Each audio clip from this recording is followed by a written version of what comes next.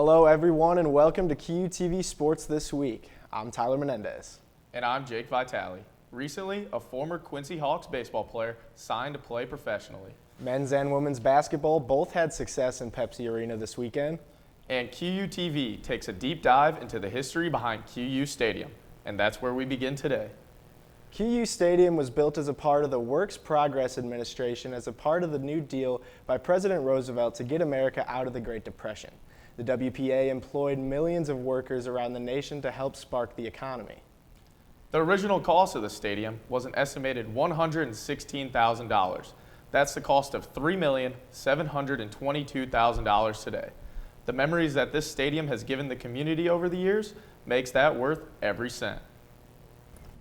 The stadium has almost a century worth of history, so I began my search in the archives. QU Stadium, formerly known as Q Stadium, hosted many minor league baseball teams, as well as always being the home of the Hawks. In August 1984, Quincy College exercised its option to purchase the stadium for just $10. The stadium's iconic rocky look is because it is constructed out of large limestone blocks.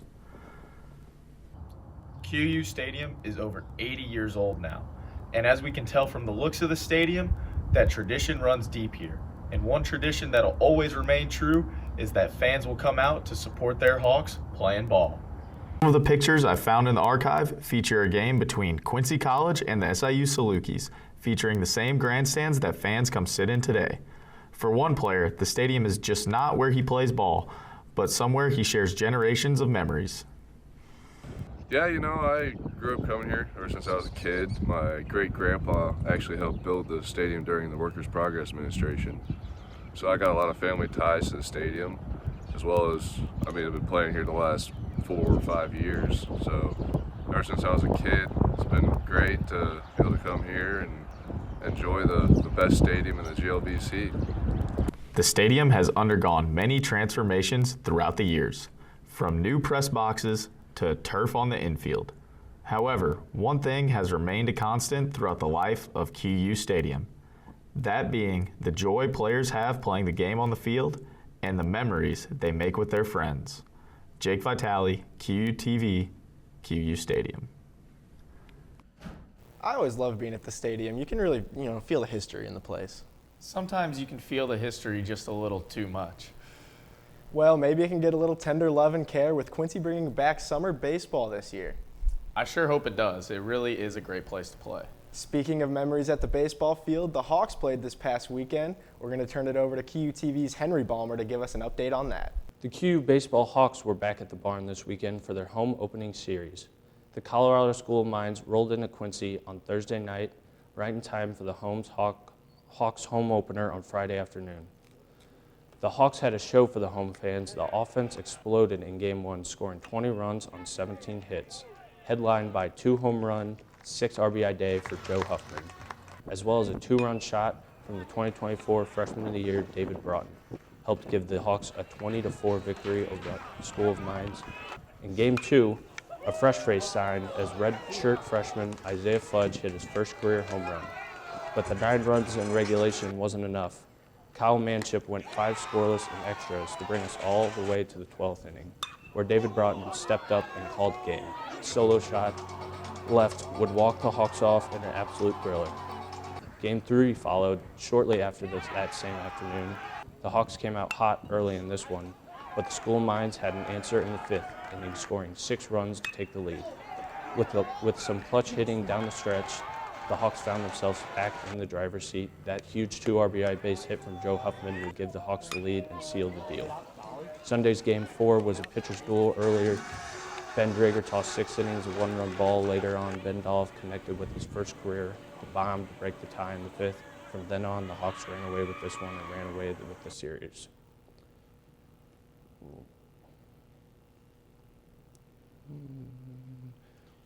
With the Hawks sweep on the weekend, they moved their record to 7-7.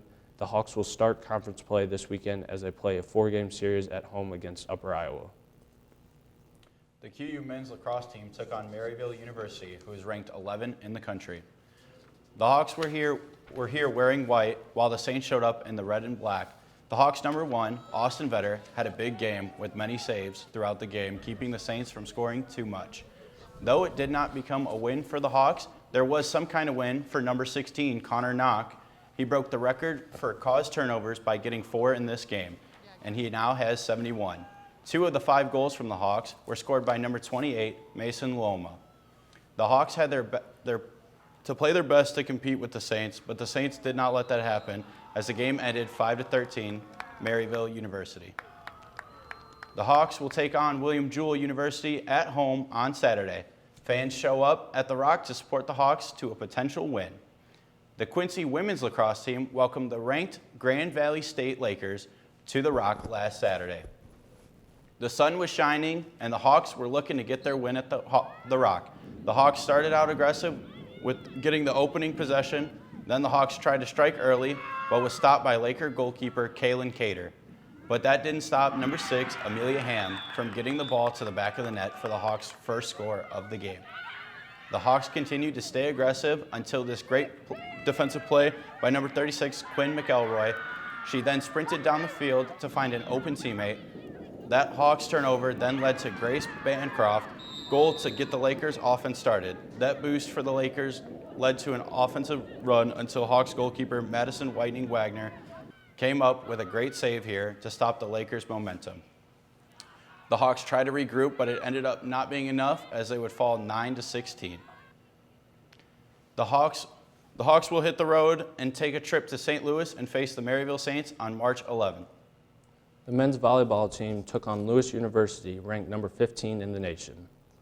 The Hawks showed up wearing all black, while the Flyers had red and white on. From the start, fans in the arena were excited for an intense showdown between both teams, and they got exactly that. This thrilling match went the distance, stretching to a decisive 5th set. Some key names for the Hawks throughout the game was again, number 8, Alexander Sosa with 18 kills, also 4 blocks from number 15, Rhea Miasolova-Jovic, and 7 kills and 2 aces from number 12, Thomas Baden. The Hawks came off to a good start against the Flyers, winning first set 25-19. Afterward, it went downhill. The next 2 sets for the Hawks, both losing them to the Flyers. But the Hawks won the 4th set and got it by winning 25-17. Last is the 5th set, where the team having the most endurance would take it. Unfortunately for the Hawks, it was the Flyers winning 15-8. Hopefully the men's volleyball team will take the win against Missouri S&T next Thursday. The Hawks welcome a familiar face to Pepsi Arena. Rhea Aline and the number 12 ranked Ball State Cardinals rolled into Quincy to take on QU. The Hawks looked to upset this red-hot Ball State team. The Hawks in white, Ball State in black. Starting off with this nice block from Alexander Sosa, the Hawks trying to get energy going. They tried to make adjustments to give them the upper hand, as well as keep the Cardinals from going on a run. We talked about the former Hawk. Well, here he is getting blocked by Lujusiba Novakovic. The Hawks were able to keep the energy going while keeping the fans in it, making things interesting. Alexander Sosa is seen here with this mean kill before switching ends. The 2 teams would split the first 2 sets before Lujusiba Novakovic would find a hole in the defense for the score, but it wasn't enough as the Hawks fall by a score of 3-1. The men's basketball team welcomed the University of Indianapolis Greyhounds to Pepsi Arena for their senior day. The team was able to come away with a big win to cap off their season. Despite it being senior day, it was 2 juniors who starred in this one. After a slow start over the first 4 minutes, the Hawks offense would get on a roll that would continue through the final buzzer. This offensive onslaught was led by Elle Seeger, who dropped a season-high 27 points. Helping him out was Cameron Kincaid, who scored 15 points to go with 6 assists. The final blow came with 14 minutes remaining in the game. The Hawks went on a 14-0 lead and never looked back. This game was a Hawks victory with a final score of 89-77. The Lady Hawks basketball team hosted their final game in Pepsi Arena for the 2024-2025 season. As their history run has come to an end, they had one more game to put the final exclamation mark on a wonderful campaign. On senior day, the Hawks packed Pepsi Arena to play the University of Indianapolis Greyhounds. The 6 seniors wanted to make their last game in Pepsi something special, and they did. Hawks basketball graduate Nicole McDermott gets a pass from Michaela Hayson for a reverse layup under the basket for a tough basket in the paint. A little while later, we see McDermott sharing the wealth on a fast break play to sophomore Ashlyn Arnsman to an easy two-point basket with fans all in support around the arena. The women's team put on a show with Carson Stratton going coast to coast for a bucket. And finally, Nicole McDermott wanted one final deep two-pointer in Pepsi as she drives up the court and hits one last fadeaway, so the Hawks win over the Greyhounds by a score of 79-69. Leading scorers for the Hawks was senior Carson Stratton with 19, graduate student Nicole McDermott with 15, and Chomp Danzo with 13. The Hawks look to take their momentum into the GLVC Conference Championships in St. Charles, Missouri, as they take on Missouri S&T on Friday, March 7th. Some exciting news for both QU basketball teams, with many players taking home all GLVC honors. Men's basketball star Max Bucher took home GLVC Freshman of the Year. And as for the women's side, Nicole McDermott took home GLVC First Team honors, Samira Williams took Second Team honors, and Marion Blast took all GLVC Third Team. And last but not least, women's head coach Courtney Boyd took home GLVC Coach of the Year. Congrats to both teams, and good luck to the women's team as they enter the conference tournament this weekend. Back to you, Jake and Tyler. We got some past and present stars who are making headlines here at Quincy. Yes, we do. And I heard there is some type of fan bus for one of our star teams on campus. More on this after the break.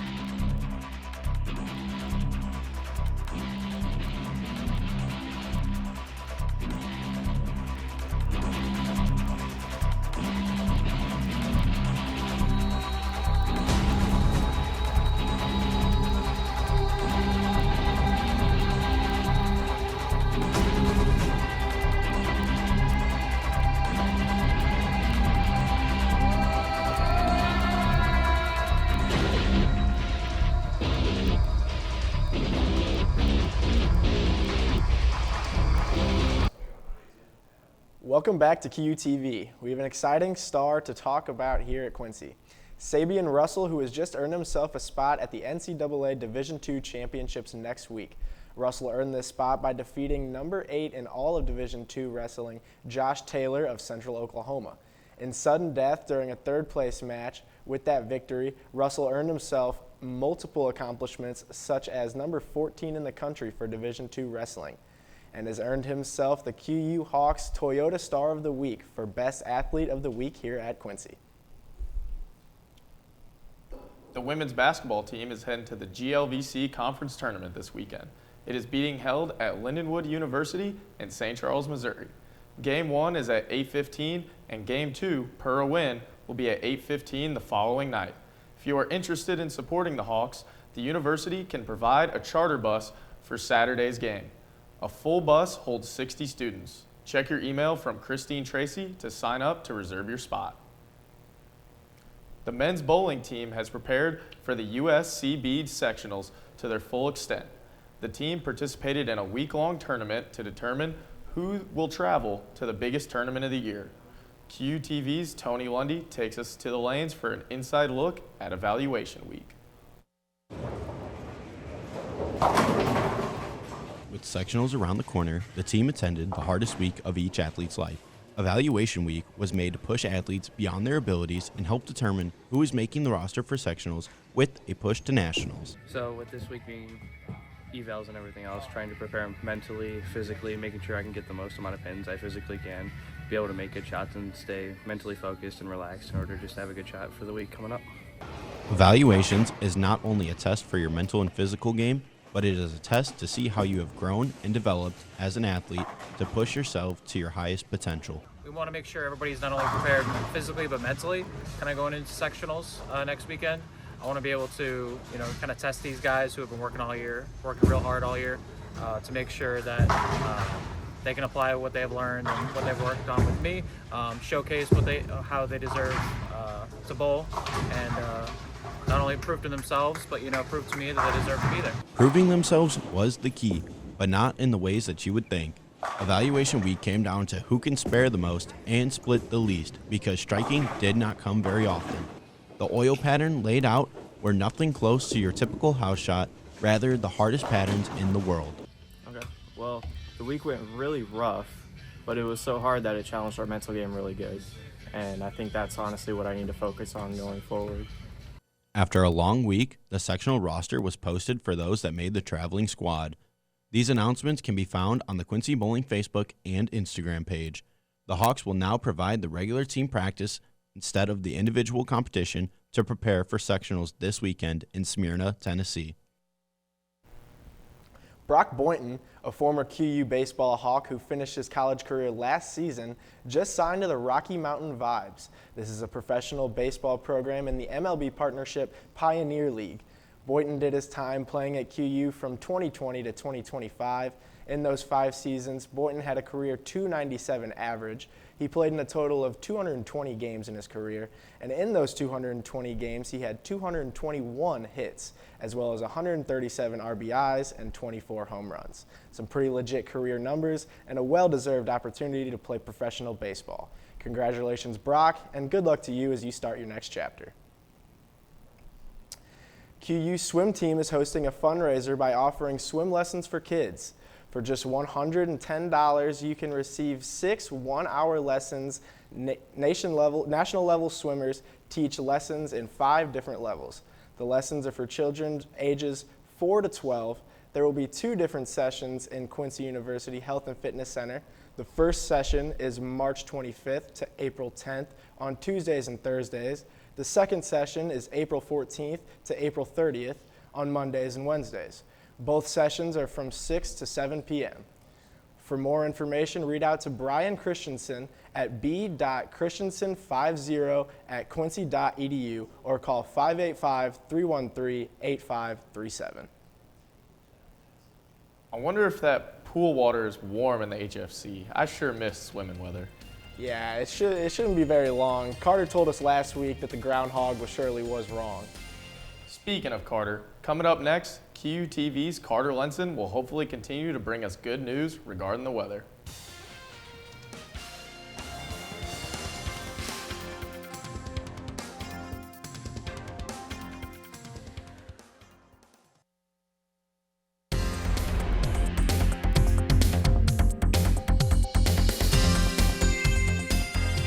Woke up this morning and I was shocked by the snow, saying that the groundhog was clearly wrong. What's up with that? Yeah, I wasn't too happy about that, Carter. Please tell us this snow is not here to stay. Not here to stay, gentlemen.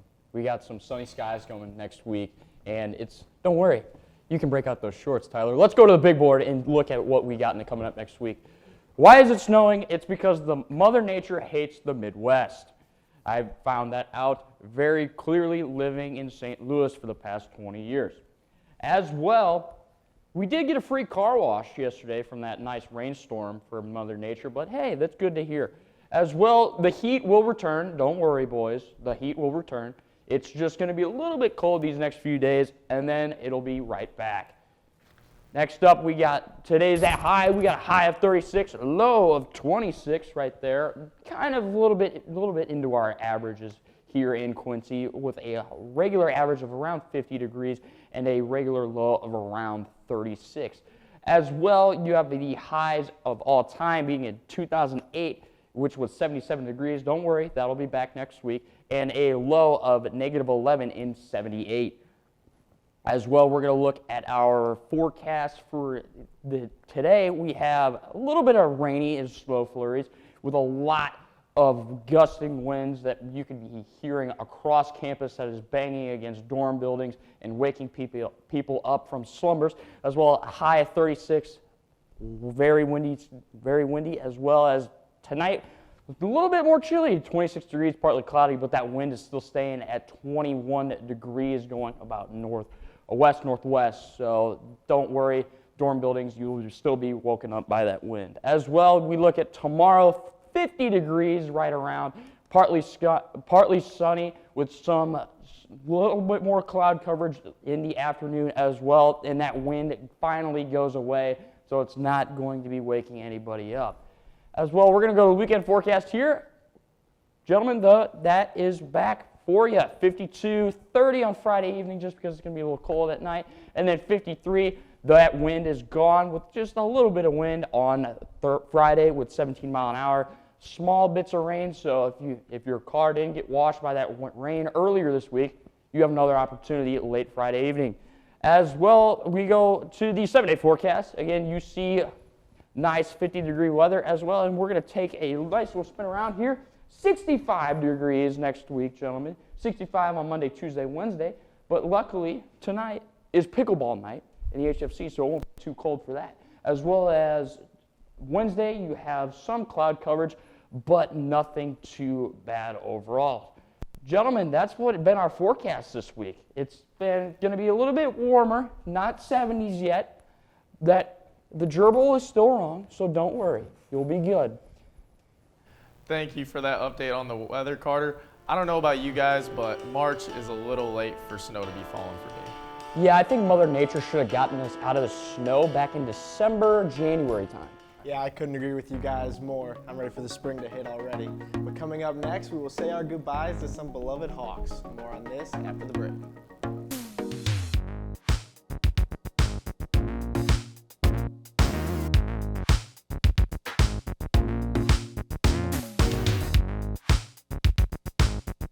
On Saturday, QU Hawks basketball celebrated Senior Day for both the men's and women's teams.